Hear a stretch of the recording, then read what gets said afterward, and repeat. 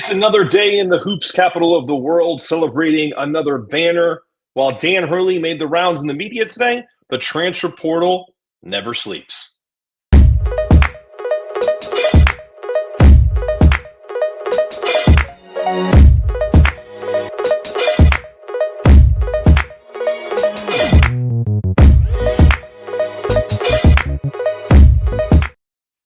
All right, welcome into another episode of the Hoops Cap.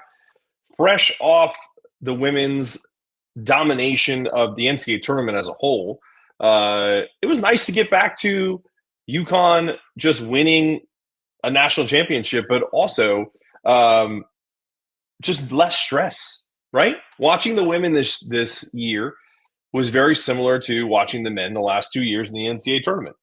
Not a lot of stress. You just kind of go about your business.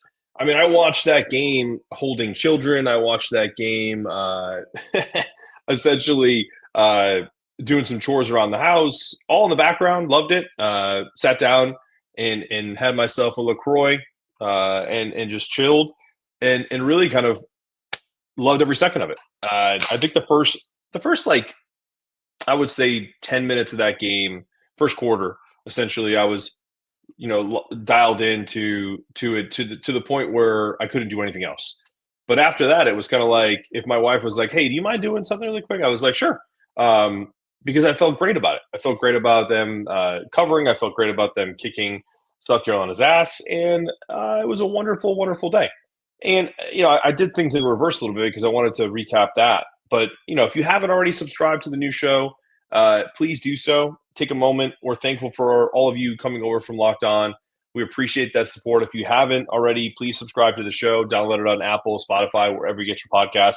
Quick note on the Apple stuff. We use a hosting platform that may or may not have, could be user error, probably more user error than anything. Kind of hid the Apple stream of specifically the Hoops Cap pod because we do have kind of a Big East weekly show and also the Roll Jays pod if you're a Creighton fan. So, but why would you be here if you're a UConn fan? So Big East Energy Network, Big East Energy Channel, the Hoops Cap pod is the show. So I know I'm creating more layers to this thing, but hopefully you understand the vision. And if you don't, feel free to reach out and I'll tell you about it. You literally can email me at mark@bigeastenergy.com if you'd like. So we're proud to say we're still going to be the only daily podcast covering both the UConn men's and women's basketball programs, the Hoops Capital of the world. Follow us on all of our socials at the Hoops Cap Pod. Between transfer portal movement, some clarity on the roster, and Dan Hurley making headlines again, there's plenty to get into, even though we're in the off season officially for the men and now the women.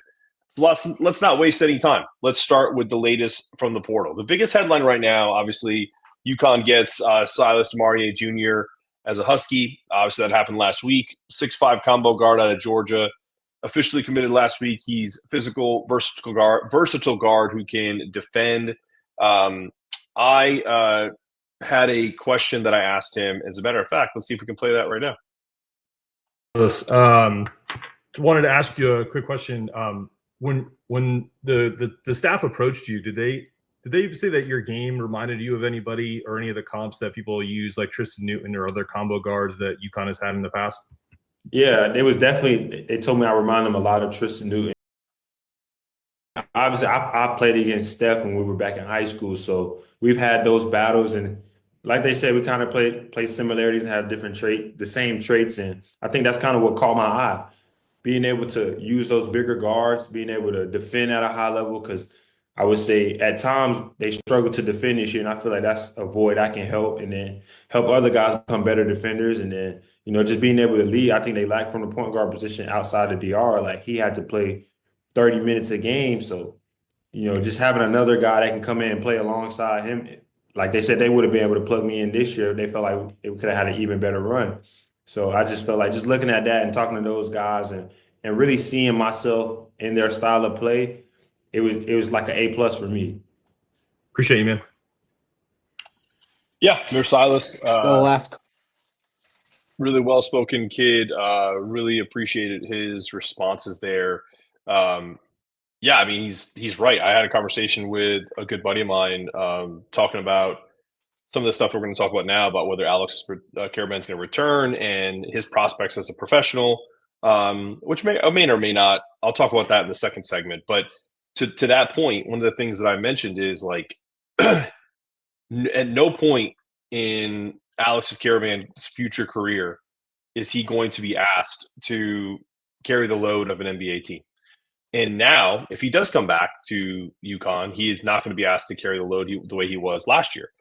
And I don't think he truly was really ever asked to. It just happened that that was the case, right? You kind of get a portal whiff with Aiden not being who you thought you could turn him into, because he never really was the guy that they sold us initially. He was a guy that they thought could get to that level. And I think that that's really important to highlight, because that's something that Dan will 100%, and Kamani and Luke and everybody that's on the team will own, is that they really tried to create,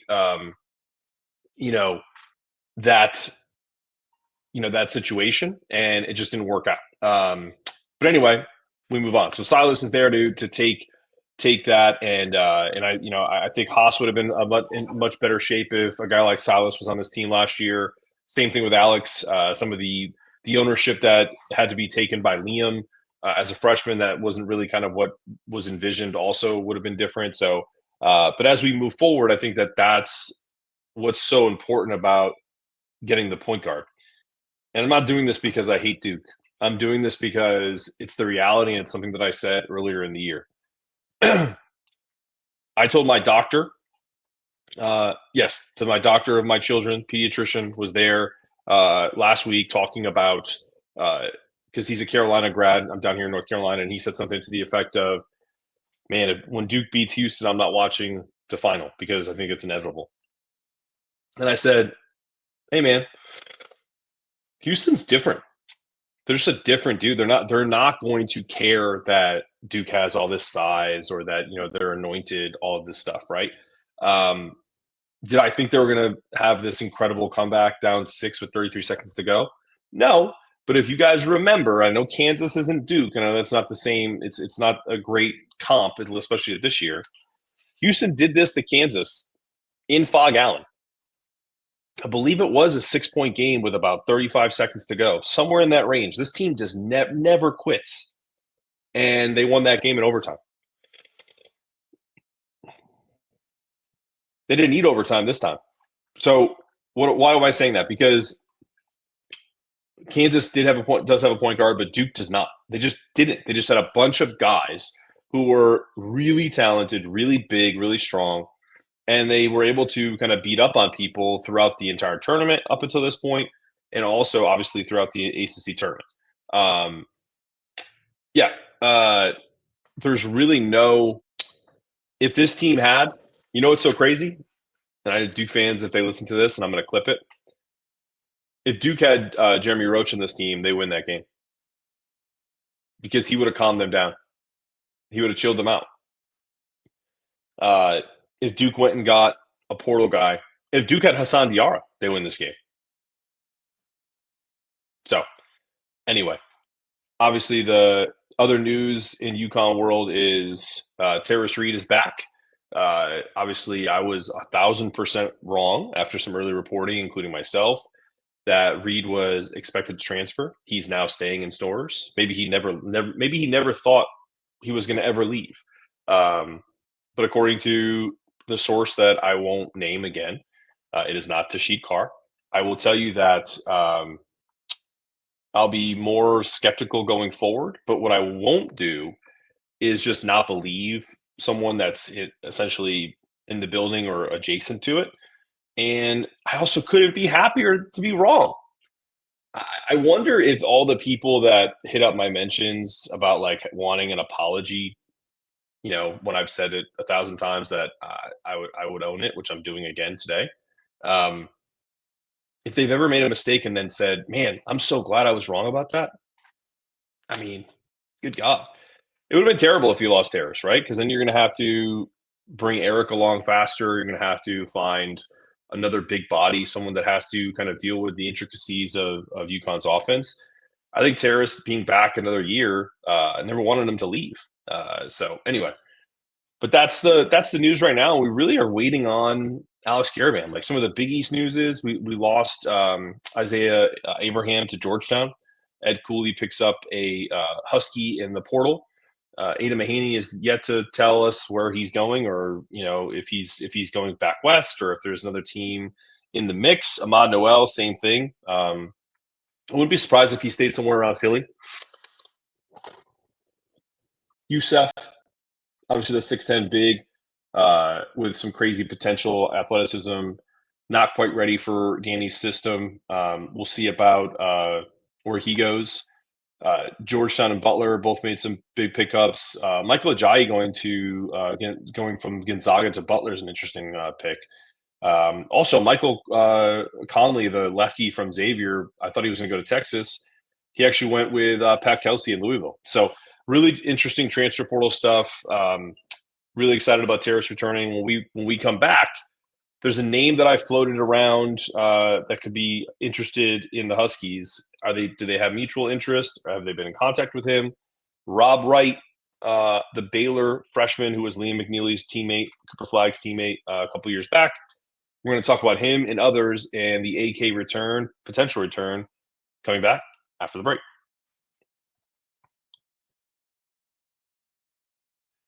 All right, welcome back. So what happens now, right? Silas is in the fold at point guard. Is UConn done in the portal? Not necessarily. I think there's still some dominoes need to drop. Silas kind of mentioned in his press conference that I was on that both Tarris and Jaden Ross welcomed him with open arms. So one is led to believe that Jay Ross is also returning. So if you're scoring at home, we have the 4 freshmen, right? You have Braylon. Write these down if you're listening. I'm kidding. You got Braylon, Darius. You have Eric. You have Jacob Furphy. Then you have Silas at point guard. Solo at shooting guard. We're going to put Jay Stu at the 3 because we don't know if Alex is coming back. 4 will leave blank, and then 5 we have Tarris. Okay? Who's left over on the bench? You have Jaden, and that's and the walk-on, whose name is escaping me at the moment. Am I missing anybody?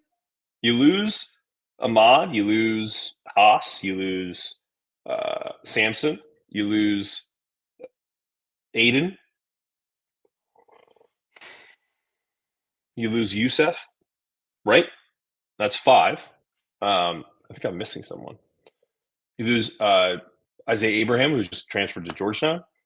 That's 6. So you still got. I think we still need 2 more guys, right? So let's say in our mock deal here that Alex is back. Okay. So put him in the 4 hole there. You got Silas, Solo, Jay Stu, Alex, Tarris. There's your 5. The bench is essentially Jaden, a walk-on, and the freshman. And one could argue that if Alex leaves, then you go Braylon, Solo, Silas, and you have Jay Stu at the 4 and Tarris at the 5. I don't think Jalen Short came back to come off the bench. So regardless, wouldn't it be wild if Alex says, I'll come back and I'll play a bench role to let these guys kind of get better? Like, wouldn't that be the ultimate Alex Karaban move? Just be like, I just want to help us win another championship. We'll see. I don't know, man. I think it's 50-50, but it's kind of like he's done everything he can at the school. Does he want to go through another intense year with Dan Hurley? And it's not all sunshines and rainbows, not the daily grind, right? And so I don't know. I think it opens the door for them to add more pieces like a Rob Wright, like a Mackenzie Mgbako who's still available, who's a 3-4. I don't think RJ Lewis is going to be, or Lewis is going to be able to come to UConn, not because they can't pay him or all this other stuff. This idea that UConn can't pay people is just stupid.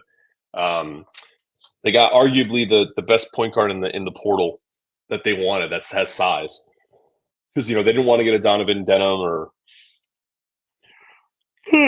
sorry, or like a Nick Boyd, who's all like 6'2", 6'3". Those guys are great. Unless you can guarantee me Walter Clayton Jr. type play, you go with the bigger guy. You go with the 6'5" guard who can play multiple positions. And I just think that's what they're faced right now. It's like you have to kind of in this holding pattern, this holding pattern with Alex, and it's not his fault at all. It's just the way the portal works. Yeah, to my estimation, it looks like you could have a roster of 15 max. I think Dan likes to keep it in that 13, 14 range. So you have Eric, Braylon, Jacob, Darius. Then you have Jalen Stewart. You have Jay Ross, we're assuming. You have Solo Ball. There's 7. Okay. Tarris Reed, 8. Silas, 9. Okay. So that means, what do? We have to add 3 portal guys, right? Think about that. So, zooming in. It's the new webcam.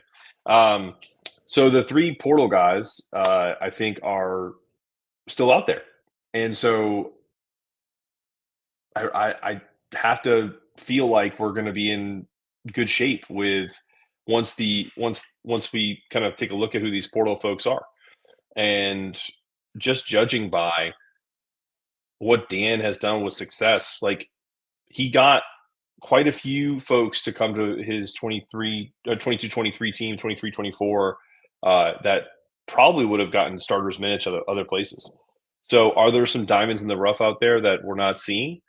I really come back to, again, a guy that they went after early, the Mackenzie Mgbako.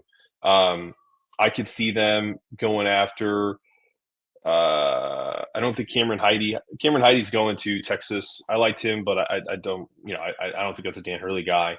Yeah, it's up in the air. And I'm hesitant to. They're not linked to anybody. TJ Power is an interesting one. He was a Duke guy. He went to Virginia.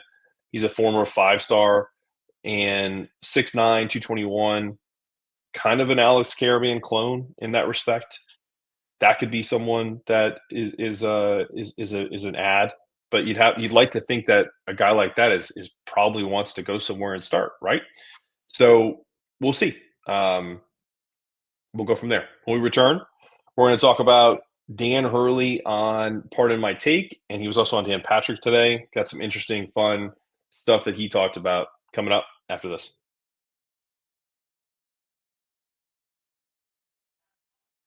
All right, you're back on the Hoops Cap. Really enjoying the new logo, the new setup. A lot of freedom with this. It's great. So a little bit of a rundown. We obviously talked about the transfer portal update. Not a lot of new news except for some Big East stuff that's really not relevant to the Hoops Cap unless we're talking about Butler and Georgetown adding some players. But let's shift gears. Dan Hurley made headlines when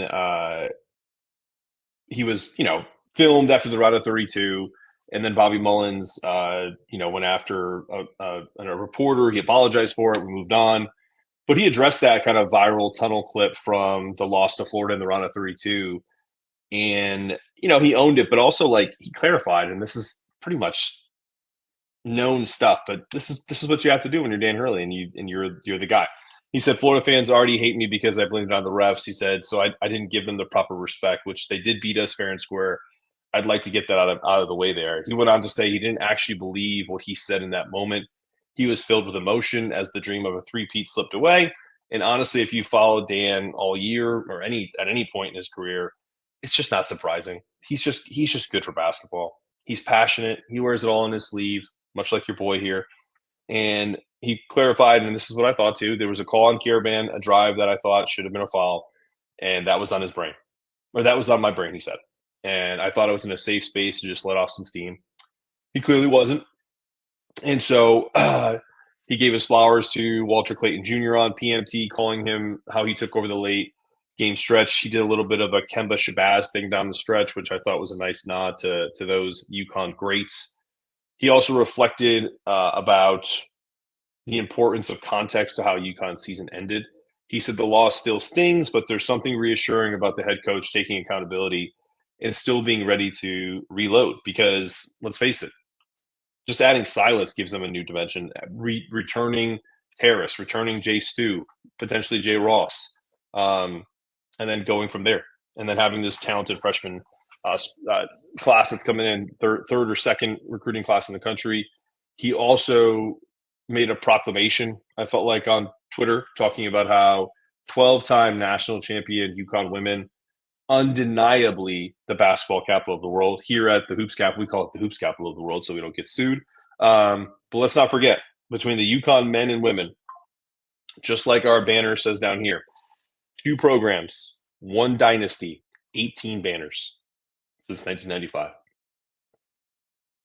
It's insane. It truly is. And so he echoed that on Twitter, I believe.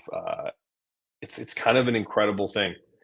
3 of them in the last 3 years, 2 from the men, 1 for the women.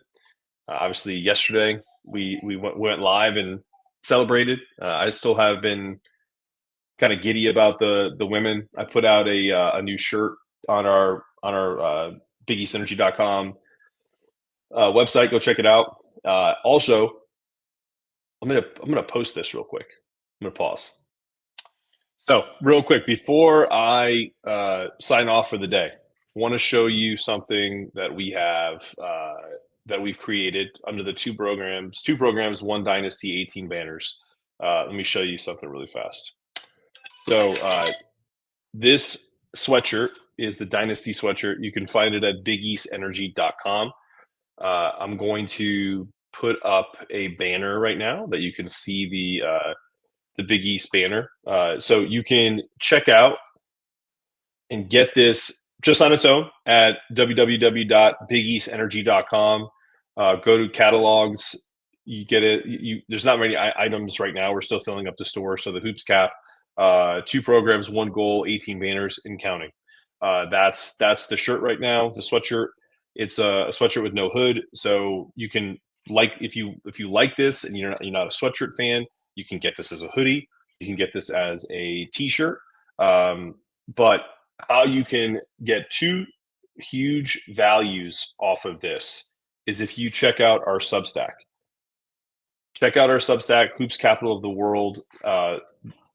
Check that out. If you become a yearly or founding member of the Substack, I will send you this shirt as part of joining our Substack, and I will send you a Hoops Cap hat or a Big East Energy hat, whatever you're choosing.